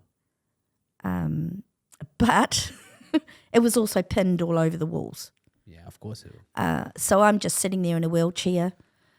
I'm in a whole heap of pain, feeling very miserable. And then, of course, you've got to go in and say how this happened. Yeah. So then they asked me to tell them how this happened. And I just, Yeah. try and keep it brief. Yeah. And said I was up in Albert Park yesterday and kind of, because I want to get out of there, so I'm just keeping it brief. Yeah. And the doctor's going, oh, that's just so terrible. Do you mean somebody actually? Yeah. I said, yeah, it's not nice, is it? Yeah. I said, I'm like your mum. Yeah. And that's how they treated me. Yeah. Anyway, I went and got the x-ray and it came back that my foot was just splattered rather than broken, which was no less painful and took just as long to repair. And do you remember the person who caused that harm on you? Yes. Well, the only person that had big enough feet to do the damage, because I was running on adrenaline and I got attacked multiple times. But it was the Transbane, and that's what he's called. He has got a name, but I'm not going to say his name. I know his name, his brother's name, his sister's name, his parents' name, and all their names and addresses. Wow. I didn't find that out. There are people that seem to know these things. Right. So I'm changing my name tomorrow.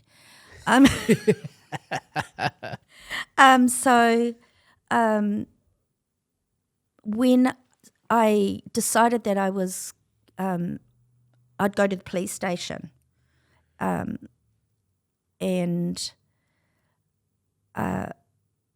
lodge an assault on myself, but nothing to do with being Let Women Speak police liaison or being a marshal or anything like that. Just simply, I was there and I was assaulted. And so that's what I did. And yet again, I rang the police up to see, I don't want to give this over the phone.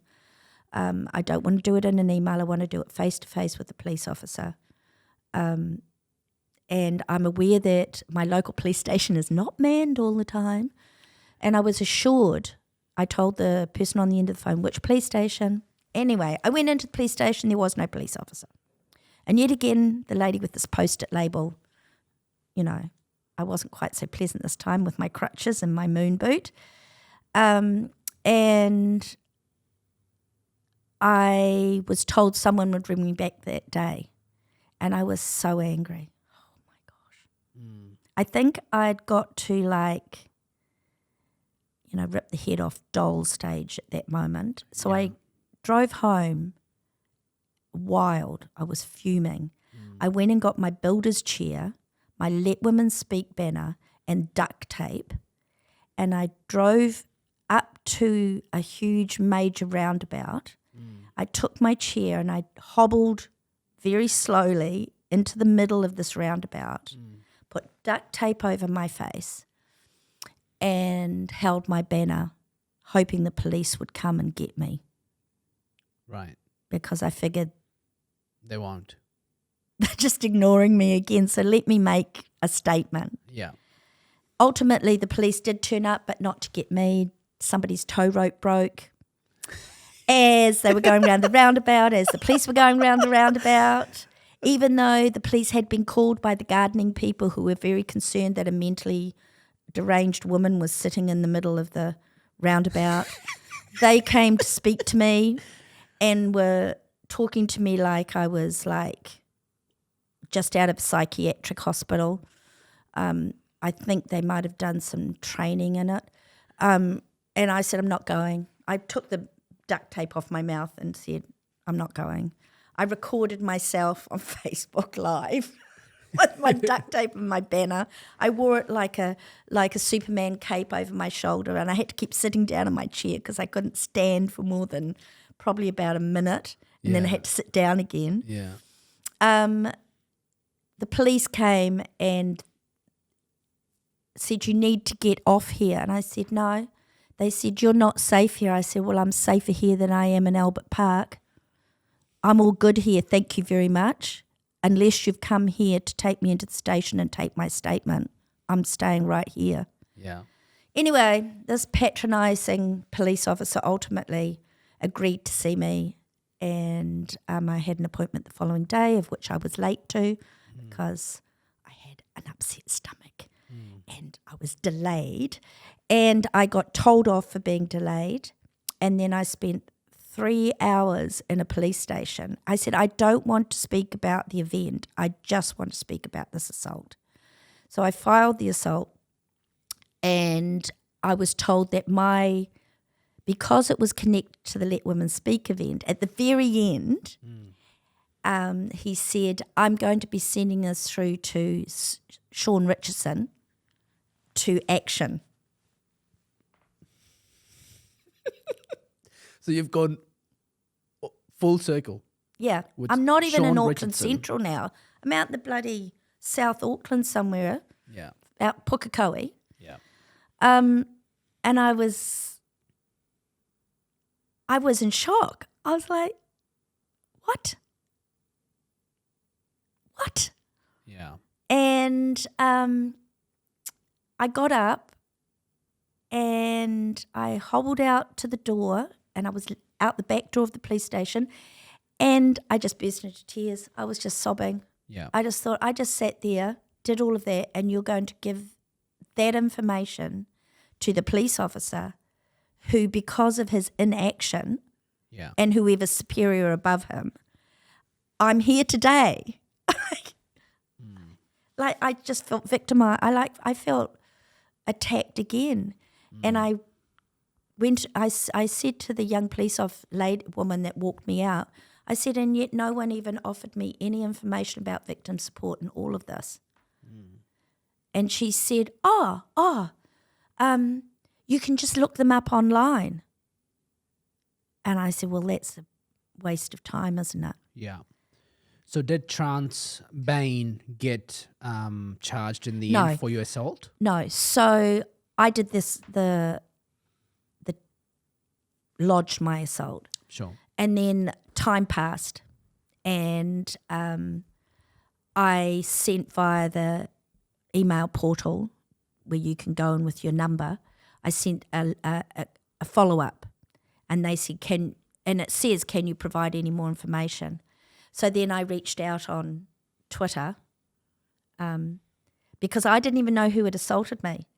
And then I get a message to say, Okay, we're back. We're trying to finish this with a very nasty cough that Linda's got.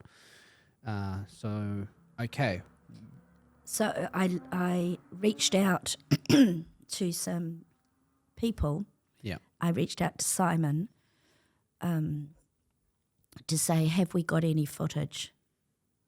And then I was sent an image of me with the transbane standing behind me. Yeah, he's quite visible, huge. Huge guy. And he's a podgy guy. He's not a big muscular guy. Yeah. Anyway, I had seen images of him before because he had got quite a bit of notoriety in mainstream media and papers and different things. But I had not paid him any attention. I just had gone, oh my gosh, look at that guy. I never really thought about him. And even when I made my report to the police, I said, I can't describe, I'm not sure who it was because they were behind me. Sure. And then these images came through. And I went, oh my God. And then Simon was able to find the footage. And he said, I found the footage, I've isolated, I'm going to send it through to you. And it came in on my phone, and I started watching it, and I think I watched about 3 seconds. I mean, that was me in this image. Yeah. And I stopped it, and I handed my phone to my husband and said, can you just watch this and, tell me what it says? And he said, yeah, oh my gosh, it is exactly what happened. I mean, he was there, but he didn't, like, that bird's eye view is quite compelling. So that got reached out across X, and then people found that person and gave that information to Simon as an intermediary. So I don't know where it came from or anything. So then I went in and sent all that information through to the police. And then nothing. So then I followed it up again. But I put something on X, I think, about it. I think I printed the photo that you've seen. Yeah. Where I look really angry. Like, I'm really angry. It's not my best angle. Anyhow, because they have that intel department and they clearly are monitoring things, I got a response. I got a phone call at 7:30 the next day to my follow-up after I printed that email, that image. 7:30 to be told that they have reviewed all the information and consider that I am the aggressor because I stepped back into that man. So they will not be doing anything. Interesting. It wasn't a pleasant phone call for that young police officer. I started out polite and ended up quite feral with him. That is just some bullshit. That is some horse shit. You watched the video. Simon sent it to me today. Simon called me and said, you got to watch this video before you speak to Linda. I was like, okay. And I watched it, and he is huffing and puffing. He's ready to go. I'm talking about transbane, huffing and puffing in the video. And he shoves you. I don't think you're pushing back on him. You are protecting your fence. And he's already taken the fence. The fence is already they carried off. the fence forward. Yeah. And then the shove that he gives you, you're off, you're flying. I was like, where's Linda? And then you pop up again, and you're 5'1". Yeah, that's some bullshit. That's what I said to this guy. I said, I never left the fences. Like, I was inside the area. Yeah. They knocked the fences down. That group that he was part of was over in a different area, and they walked all the way around to that side where Kelly J had come in. That was the most volatile side. Yeah. So yes, I said, I need to speak to your superior. No, it's my superior that's made this decision. We're not going to take this any further. Wow. I made a complaint to IPCA. I made 2 complaints, actually. I made a complaint about the constable that had taken my statement. Mm-hmm. I felt that he was a bully. Right. And his languaging to me, that as a victim of an assault, I shouldn't leave a police station to the point where I had to sit in my car for a good 10, 15 minutes. I couldn't drive. And so I made an IPCA complaint about him. No, he was doing a grand job. Don't worry about it. And then I made an IPCA complaint about the length of time it took for the police to even look at that file, and then for them to not even have an interview with me about it. And that was also dismissed by IPCA. So, yeah, I was shocked. I felt like any kind of healing I had done had been set back again. Yeah. Ultimately, because I felt like if I go out in public and someone attacks me, no one's going to do anything. Yeah. That's how I felt. I just felt like no one's going to do anything. Yeah. I mean, this whole exercise, it's a failed attempt at shutting women down. Because here you are speaking, telling your harrowing story, and the critical role you played in this in the creation of this event and making this event happen. Without you, it probably wouldn't have gone that far, because no one else was there to do it, and all the work that you had put in, and the incredible detail that you've shared with us today about the police liaison role that you had taken over and delivered so eloquently, and protecting the woman, the 150 odd odd women that were at that event. I think that just is, it's a testament of you standing up for women, and it's given you a platform that what you do now on X, and you're still healing from your PTSD and everything that's happened. But one thing is very clear, that they have failed in shutting you down as a woman. Yeah, people have been trying to shut me up for a long time. It's on my school reports.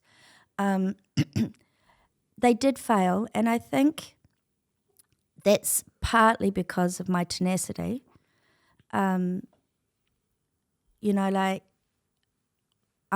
don't give in easily to bullies. And up until that day, I was fairly gung-ho about how tough I was. And that day humbled me in many ways. It was a life-changing experience for many people, but I'm only speaking for myself. There are other voices out there, and I have met some of the women that were there that day subsequently. And what is very obvious is, if I'm in a room with a woman who turned up that day, there's not a lot of talking happening. Yeah. Yeah, look, if it wasn't that for that event that you played a critical role in organizing and making happen, even though Kelly didn't get the opportunity to speak, I think I wouldn't have heard about this and the issue, and that sort of really bringing this dangerous underground network of violent trans activism in New Zealand. And I wouldn't have met Simon. Simon shared his story a few days ago in the studio here. So thank you for bringing this to light and sharing your story today. It's just incredible. And I feel, as a man, taking responsibility to ensuring I do my part in protecting women, contributing to that, not that the woman need it. You know, you are a very strong woman, and you're never going to be shut down, but it's inspired me, is what I'm saying. Right? It's inspired me to understand that there is a problem. There is a behavior that's not okay.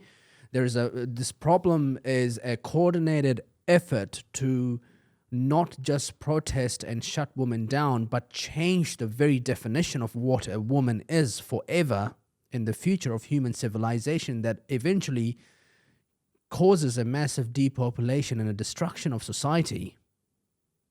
And so if we don't stand up to what a man is and what a woman is and hold the ancient definitions of this, from whatever you believe in, the creation of God, to the future, in the forever expanding universe that we exist in, then we've got nothing left. We're doomed. I agree. I never thought I would be an activist, for want of a better word, but our children shouldn't be doing the heavy lifting, and there are good men out there that just don't even know this is happening. Why would they? Yeah. I mean, why would anyone know? So I hope that by continuing to speak when there's an opportunity to, that people will see the humanity and understand that that women require men to do some of the heavy lifting in this. Yeah. Because it is men who are the driving force behind this colonization of all things woman.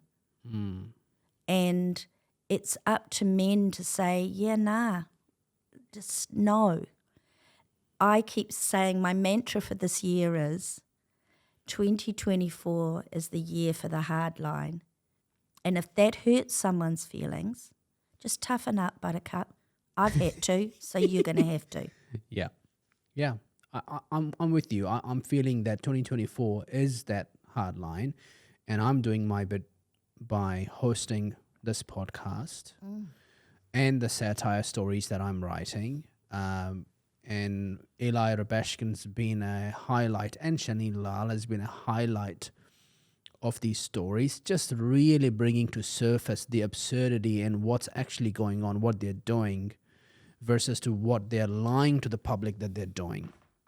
That it was a peaceful protest. That's what the media reported. It was peaceful, and it was a success. It was a victory for them. No, it wasn't. It wasn't peaceful. You're an example of that. You're here telling your story, and the woman who got punched in the eye, fractured her eye socket, and many other stories. I'm sure there's plenty of there. And the real success of that story is the woman. Indeed. And the other group of women were women that were in there that were afraid to move, afraid to leave when that all happened, for fear of falling over or being pushed over, even if they were quietly leaving, and getting hurt. Elderly women, there were some, I know I was called elderly for the first time because of this event, but I'm talking what I consider elderly, so women a decade or two older than I am. Yeah.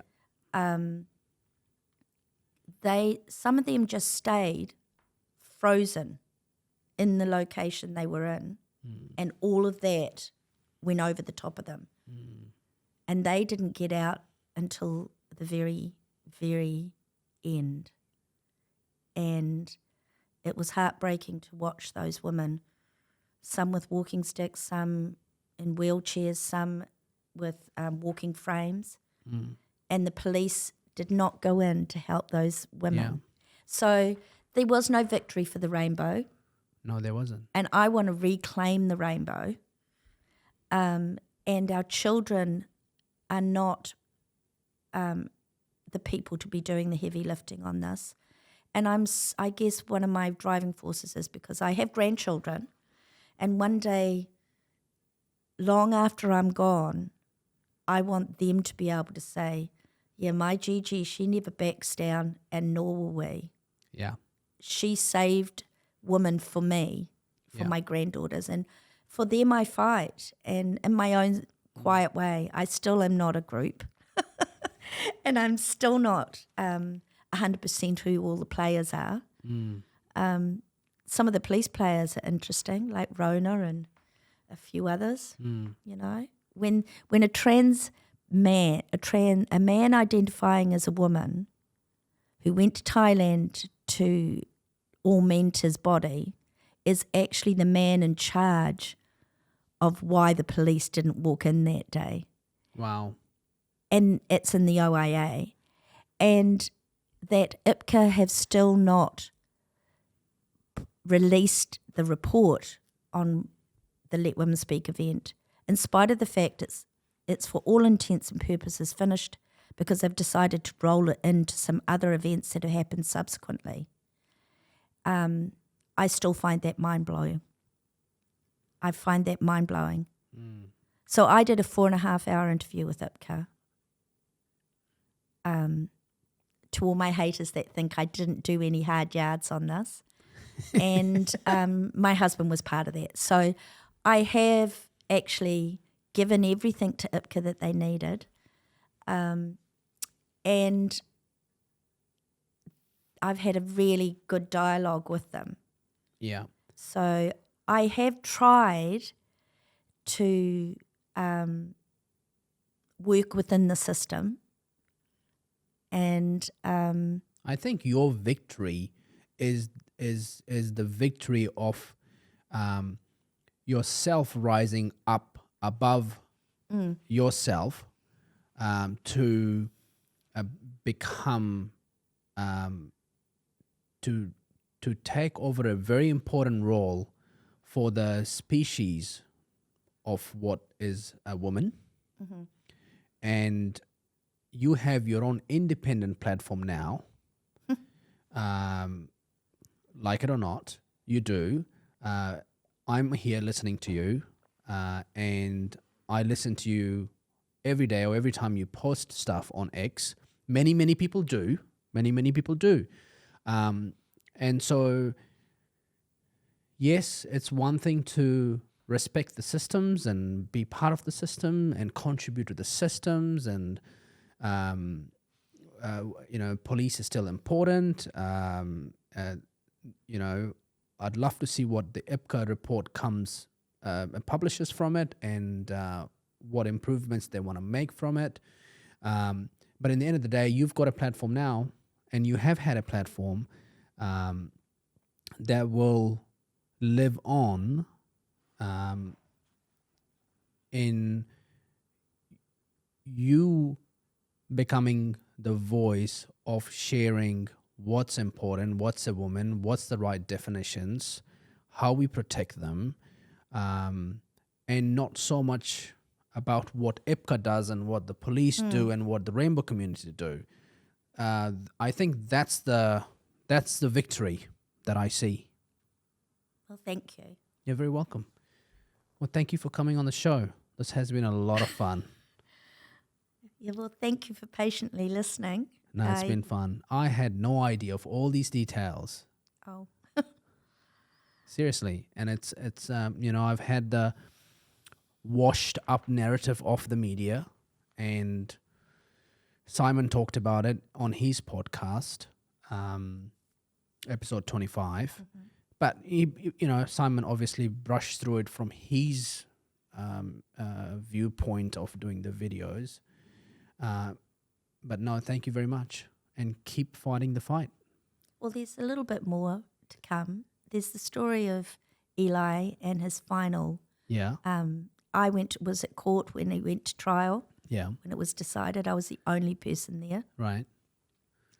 So let's wait. Watch the space. Watch the space. Bye, everybody.